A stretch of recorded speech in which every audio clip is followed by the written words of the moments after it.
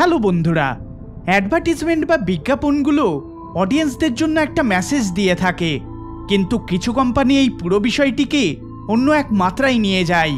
ফলস্বরূপ দর্শকদের ভেতর শক্ট ভ্যালুর সৃষ্টি হয়। কখনো কখনো কোম্পানি নিজেও বুঝে উঠতে পারে না যে তাদের এই বিজ্ঞাপন ভিউয়ার্সদের কতটা আনকমফোর্টেবল করে তোলে। আজকে আমরা ডিস্টার্বিং ওয়ার্ল্ড অফ কমার্শিয়াল সিরিজের 3 নম্বর পার্টটিকে দেখব। তো চলুন দেরি না করে আজকের ভিডিওটি শুরু করা যাক।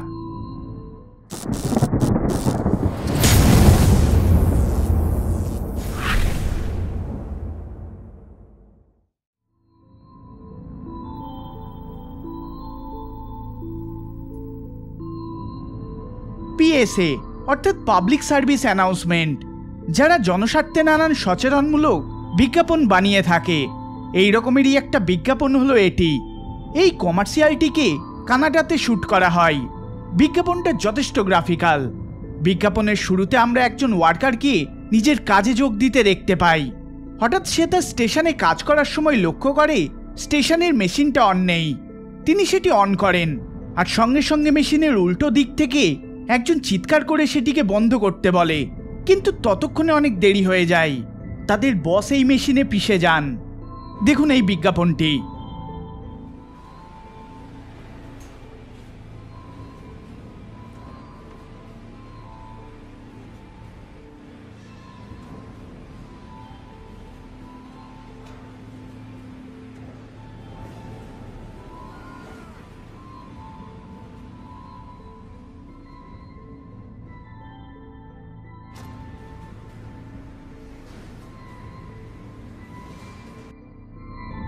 এই গ্রাফিক্যাল সিচুয়েশন দেখিয়ে লোকেদের তাদের ওয়ার্ক এরিয়াতে সাবধানতা ও সচেতনতার সাথে কাজ করার উপদেশ দেওয়া হয়।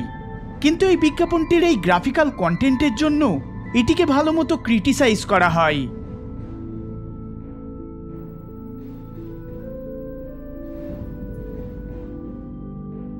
1989 সালে প্রকাশিত এই পিএসএতে পাইলট তিমির শিকার সম্পর্কে জনগণের উদ্দেশ্যে এই শিক্ষামূলক বিজ্ঞাপনটিকে তৈরি করা হয়। বিশেষ করে যুক্তরাজ্যের উত্তরে ফ্যারো আইল্যান্ডে এই পিএসএ রিলিজ করা হয়। অ্যাডটিকে আকর্ষণীয় এবং প্রাণবন্ত পেন্টিং স্টাইলে বানানো হয়েছে। অ্যাডটিতে ন্যারেটর তিমির শিকার এবং তাদের হত্যার সুনির্দিষ্ট বিবরণ দেন। তাদের এইভাবে বড়শি দিয়ে শিকার করায় তিমিগুলো ধীরে ধীরে বেদনাদায়ক মৃত্যুর সম্মুখীন হয়। তাদের ভেতর থেকে আসা আর্তনাদের সাথে মানুষের আনন্দ উল্লাস বাতাসে ভরে যায়। Somewhere in this vast place, there's a small group of islands known as the Faroe Islands. No one knows why, but once a year, large groups of pilot whales return here. The islanders look forward to their visit each year and prepare a special homecoming for them. First of all, they herd the whales into the harbor. Then they harpoon them. And then cut them up with hunting knives while they're still alive. The noise you can hear is the whale screaming as it experiences this horrific death. The more the whale scream, the more the crowd seem to enjoy it. Meat is then distributed to the crowd, and once their freezers are crammed full, the rest is left on the beach to rot.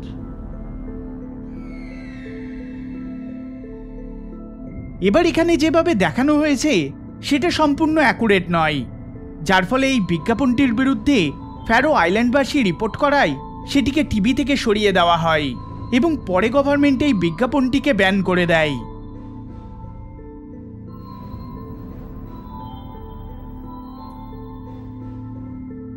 এই পিএসএর জন্য ভিক্টোরিয়ার পরিবহন দুর্ঘটনা commission দর্শকদের কাছে থেকে মিশ্র প্রতিক্রিয়া পায়। এটিকে প্রথম 2016 সালে দেখানো হয়েছিল। কেউ কেউ এটিকে হাস্যকর মনে করেছে, তো কেউ কেউ এটিকে ডিস্টার্বিং ও ক্রিপি বলে উল্লেখ করেছে। এই বিজ্ঞাপনটিতে গ্রাহাম নামক একটা মানুষের মডেলকে দেখানো হয়েছে, যে রাস্তায় গাড়ির সংঘর্ষ থেকে বাঁচতে সক্ষম।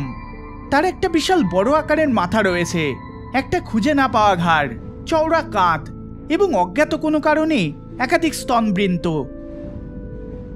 The truth is that cars have evolved a lot faster than we have. The strongest man cannot hold himself from going forwards in a car accident because the forces are so great. The most significant part of the body for injury is the head. Our bodies are just not equipped to handle the forces in common crash scenarios.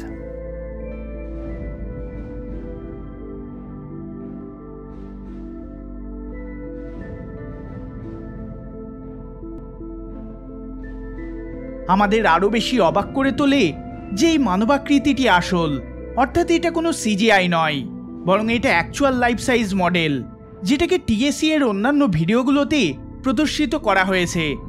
আপনি এমনকি অনলাইনে এটির ভেতরের কঙ্কাল এবং সমস্ত কিছু digitally দেখতে পাবেন।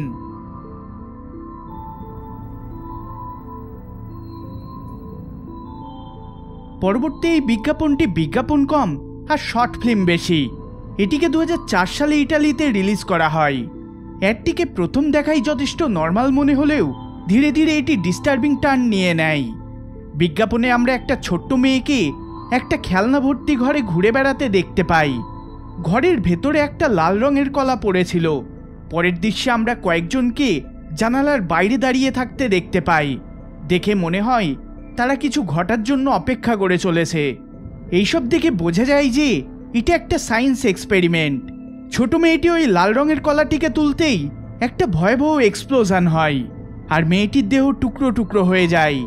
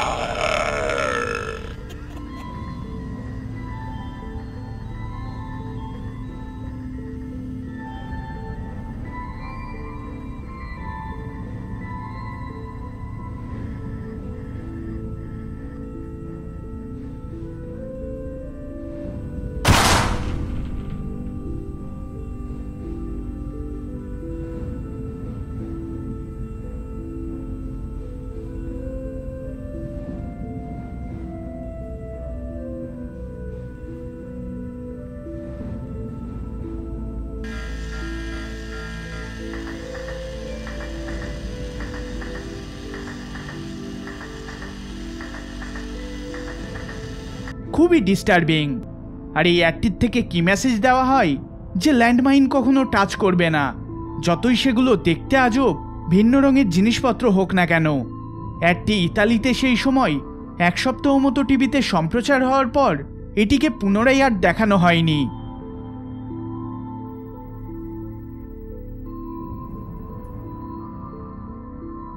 প্রথম দেখাই এটাকে কিটক্যাট অ্যাড বলে মনে হবে। একজন ক্লান্ত ওয়ার্কার তার ওয়ার্ক থেকে কিছু মিনিটের ব্রেক নেওয়ার জন্য সে একটা কিটক্যাটের প্যাকেট বের করে, কিন্তু কিটক্যাটের এই প্যাকেটে চকলেট থাকার পরিবর্তে সেখানে ওরাংওটাংয়ের একটা আঙুল আমরা দেখতে পাই, যেটাকে বের করে ওই ওয়ার্কাররা মুখে পুরে দেয়। আমরা ওই আঙুলের হাড় ভাঙার শব্দের সাথে সাথে ওয়ার্কারের মুখ থেকে বেরিয়ে আসা রক্তও দেখতে পাই।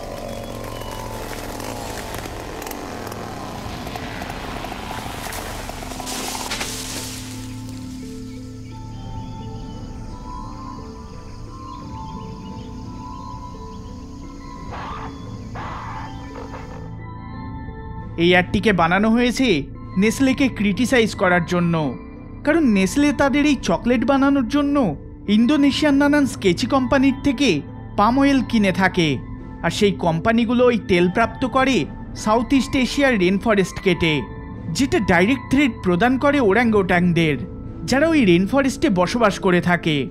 আর এটা তাদের ধীরে ধীরে অবলুপ্তির দিকে নিয়ে যাচ্ছে, যার কারণে এই অ্যাডটিকে বানানো হয়েছে।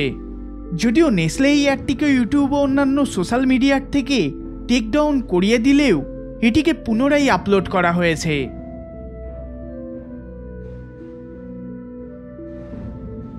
এই ভিডিওটি যদি আপনাদের ভালো লেগে থাকে তাহলে অবশ্যই লাইক শেয়ার করবেন আর চ্যানেলে নতুন হলে সাবস্ক্রাইব করবেন। দেখা হবে পরের বার অন্য কোনো ভিডিওতে। ধন্যবাদ।